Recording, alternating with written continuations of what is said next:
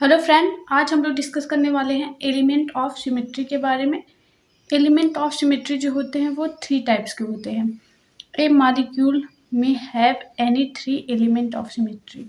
कोई भी मॉलिक्यूल जो होता है वो 3 एलिमेंट ऑफ सिमेट्री रख सकता है। वो कौन कौन से होते हैं?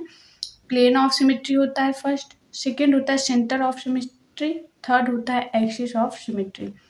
तो फर्स्ट देखते हैं प्लेन ऑफ सिमेट्री क्या होता है। यदि किसी मॉलिक्यूल या ऑब्जेक्ट में इमेजिनरी प्लेन पास करवाते हैं तो वो 2 भागों में बढ़ जाते हैं और वो दोनों भाग एक दूसरे के मिरर इमेज होते हैं, तो उसे हम क्या कहते हैं? प्लेन ऑफ सिमेट्री कहते हैं। एक बार फिर से सुन लीजिए। यदि किसी मॉलिक्यूल या ऑब्जेक्ट में इमेजिनरी प्लेन पास करवाते हैं तो वो 2 भागों में बढ़ जाते हैं और वो दोनों भाग एक दूसरे के मिरर इमेज होते हैं, तो उसे हम कहते हैं POS, मतलब प्लेन ऑफ सिमेट्री। अभी हम एग्जाम्पल से आपको समझाएंगे। सबसे पहले आप इसका डिफिनीशन देख लीजिए। An imaginary plane which bisect any molecule और object into 2 equal part which are mirror image of each other is known as plane of symmetry, या इसको हम लिख सकते हैं, इससे POS से लिखते हैं।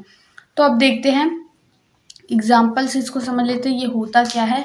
अब मान लीजिए हम अगर यहाँ से देखिए एक इमेजिनरी प्लेन पास कर रहे हैं यहाँ से, तो ये दोनों पार्ट देखिए, ये 2 पार्ट में डिवाइड हुआ ना, एक ये वाला पार्ट और एक ये वाला पार्ट। ये वाला पार्ट देखिए ये भी सेम है। यहाँ पे देखिए B और B एक दूसरे के मिरर इमेज है, A और A एक दूसरे के मिरर इमेज है, और D और D एक दूसरे के मिरर इमेज है। तो ये दोनों पार्ट एक दूसरे के क्या है? मिरर इमेज है। तो इसमें क्या है? POS जो है वो प्रेजेंट है। अब यहाँ पे देखिए, अगर यहाँ से हम प्लेन ऑफ सिमेट्री पास कर रहे हैं, इमेजिनरी प्लेन पास करवा रहे हैं, तो क्या हो रहा है?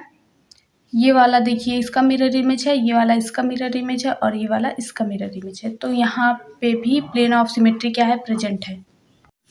अब ये एग्जांपल देखते हैं। यहाँ से अगर हम प्लेन ऑफ सिमेट्री पास कर रहे हैं यहाँ से, तो ये H इसका क्या है? मिरर इमेज है, और ये क्या है? इसका मिरर इमेज है Cl। तो यहाँ पे भी POS जो है वो प्रेजेंट है। तो ऐसे ही देखते हैं हम इमेजिनरी प्लेन पास करवाएंगे और देखेंगे ये जो 2 पार्ट डिवाइड हुए हैं वो एक दूसरे के मिरर इमेज हैं या नहीं। अगर मिरर इमेज हैं एक दूसरे के तो उसमें प्लेन ऑफ सिमेट्री प्रेजेंट होगा, और अगर मिरर इमेज नहीं है तो उसमें प्लेन ऑफ सिमेट्री प्रेजेंट नहीं होगा। यहाँ पे देखते हैं, यहाँ पे अगर हम इमेजिनरी प्लेन पास करवा रहे हैं तो ये H इस वाले का मिरर इमेज है, और ये ME इस वाले ME का मिरर इमेज है। तो यहाँ पे भी प्लेन ऑफ सिमेट्री क्या है? प्रेजेंट है। आई होप ये आपको समझ में आ गया होगा। अब नेक्स्ट पॉइंट देख लेते हैं, centre of symmetry. Centre of symmetry देख लेते हैं। मॉलिक्यूल के अंदर हम इमेजिनरी पॉइंट लेते हैं और उससे एक लाइन ड्रॉ करते हैं, और उसी लाइन को स्टैंड करते हैं अपोजिट साइड में, मतलब उसी लाइन को अपोजिट साइड में बढ़ाते हैं, और हमको इक्वल डिस्टेंस पे आइडेंटिकल एटम या ग्रुप मिलता है, तो उसको हम क्या कहेंगे? उसमें सेंटर ऑफ सिमेट्री प्रेजेंट है। एक बार फिर से सुन लीजिए। मॉलिक्यूल के अंदर इमेजिनरी पॉइंट हम लेते हैं और उसे एक लाइन ड्रॉ करते हैं, और उसी लाइन को अपोजिट साइड में बढ़ाते हैं। अपोजिट साइड में अगर हम बढ़ाएंगे तो इक्वल डिस्टेंस पे अगर हमको सेम एटम और ग्रुप मिल रहे हैं तो उसको हम क्या कहेंगे? उसमें सेंटर ऑफ सिमेट्री क्या है? प्रेजेंट है। It is an imaginary point with in A molecule from which if A line is draw on one side and stand on opposite side by an equal distance will meet the identical atoms or group in the molecule। तो उसको हम क्या कहेंगे? उसमें centre of symmetry क्या है? Present है। अब इसको हम एग्जांपल से समझ लेते हैं। यहाँ पे देखिए मॉलिक्यूल के अंदर हमको एक पॉइंट मानना है, तो यहाँ पे हम एक पॉइंट ले रहे हैं, और यहाँ से हमको इक्वल डिस्टेंस पे एक लाइन ड्रॉ करनी है। यहाँ पे लाइन ड्रॉ करिए इस साइड में, और फिर इसी साइड में इक्वल डिस्टेंस में इसको बढ़ाइए इस साइड में। देखिए यहाँ पे भी CH3 है और यहाँ पे भी CH3। फिर से यहाँ पे देख लेते हैं, हर एक साइड में ये करके हमको देखना है। यहाँ पे देखिए ये वाला हाइड्रोजन इक्वल डिस्टेंस पे प्रेजेंट है, यहाँ पे भी ये वाला हाइड्रोजन इक्वल डिस्टेंस पे प्रेजेंट है। अब इस साइड में देखते हैं, यहाँ पे COOH प्रेजेंट है और यहाँ पे भी COOH प्रेजेंट है, और यहाँ पे देखिए H प्रेजेंट है और यहाँ पे भी H प्रेजेंट है इक्वल डिस्टेंस पे। तो हमको एक पॉइंट लेना है और उससे लाइन ड्रॉ करनी है एक, और उसके अपोजिट उसी लाइन को स्टैंड करना है। अगर दोनों साइड में हमको सेम ग्रुप या मॉलिक्यूल मिल रहे हैं तो वो क्या होगा, उसमें सेंटर ऑफ सिमेट्री प्रेजेंट होगा। तो उसमें सेंटर ऑफ सिमेट्री प्रेजेंट होगा। यहाँ पे देख लेते हैं, यहाँ पे एक पॉइंट लेंगे हम और इस साइड में लाइन ड्रॉ करेंगे और उसी लाइन को अपोजिट साइड में बढ़ाएंगे तो देखेंगे कौन सा ग्रुप मिल रहा है। यहाँ पे H मिल रहा है और यहाँ पे भी H मिल रहा है। चलिए, ये तो फिल कर रहा है यहाँ पे। अब दूसरी साइड में देखेंगे, अगर एक भी साइड में ऐसा कोई ग्रुप आ रहा है कि जो मैच ना कर रहा हो तो वो उसमें क्या होगा, सेंटर ऑफ सिमेट्री प्रेजेंट नहीं होगा। तो यहाँ पे देखिए H आ रहा है लेकिन यहाँ पे BR आ रहा है, यहाँ पे H है, यहाँ पे BR है, तो इसमें क्या होगा, सेंटर ऑफ सिमेट्री अब्सेंट है और इसमें क्या है, सेंटर ऑफ सिमेट्री प्रेजेंट होगा। आई होप ये आपको समझ में आ गया होगा। अब ये वाला एग्जांपल लेके देखते हैं।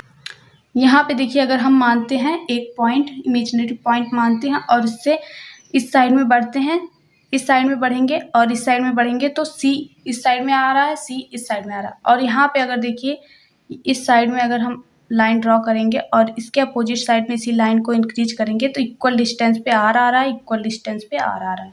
और इस साइड में भी अगर हम बढ़ाएंगे तो H आ रहा है और इस साइड में भी H आ रहा है। तो यहाँ पे भी क्या है, सेंटर ऑफ सिमेट्री प्रेजेंट है।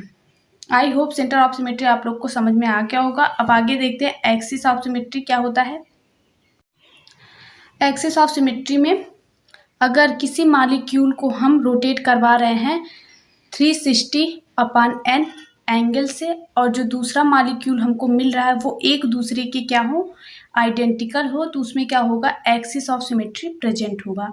फिर से सुन लीजिए, अगर हम किसी मॉलिक्यूल को 360/n एंगल से रोटेट कर रहे हैं और वो जो दूसरा मॉलिक्यूल प्राप्त हो रहा है वो एक दूसरे के क्या हो, आइडेंटिकल हो, तो उसे हम क्या कहेंगे, एक्सिस ऑफ सिमेट्री उसमें प्रेजेंट है। If a molecule is rotate by an angle 360/n about an imaginary plane passing through it, the molecule converted into a second molecule identical.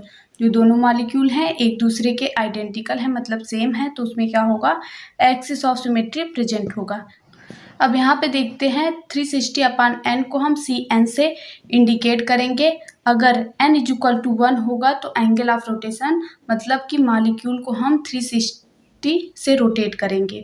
तो यहाँ पे हम CN को डिनोट करेंगे C1 से।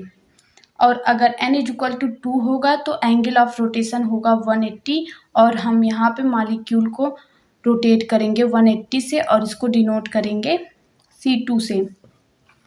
अगर n = 3 होगा देन मॉलिक्यूल को हम रोटेट करेंगे 120 से और इसको हम डिनोट करेंगे C3 से। अब एग्जांपल से समझ लेते हैं इसको। यहाँ पे देखिए BF3 का एग्जांपल लिए हैं यहाँ पे।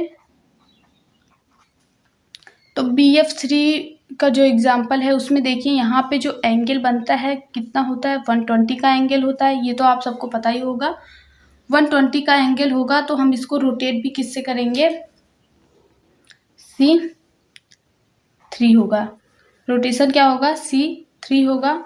यहाँ से अगर हम इसको रोटेट करवा रहे हैं, यहाँ से रोटेट करवा रहे हैं C3 मतलब 120 डिग्री पे रोटेट करवा रहे हैं, तो ये वाला F यहाँ आ जाएगा, ये वाला F यहाँ आ जाएगा और ये वाला F यहाँ आ जाएगा। फिर करके देख लेते हैं। यहाँ पे देखिए, अगर हम इसको रोटेट करवा रहे हैं, ये F है, ये F है और ये F है, तो इसको अगर हम रोटेट करवा रहे हैं, इसको हम थोड़ा चेंज करके दिखा रहे हैं कि आपको समझ में आए ना। तो देखिए, रोटेशन के बाद ये वाला F यहाँ आ जाएगा और ये वाला F यहाँ पे आ जाएगा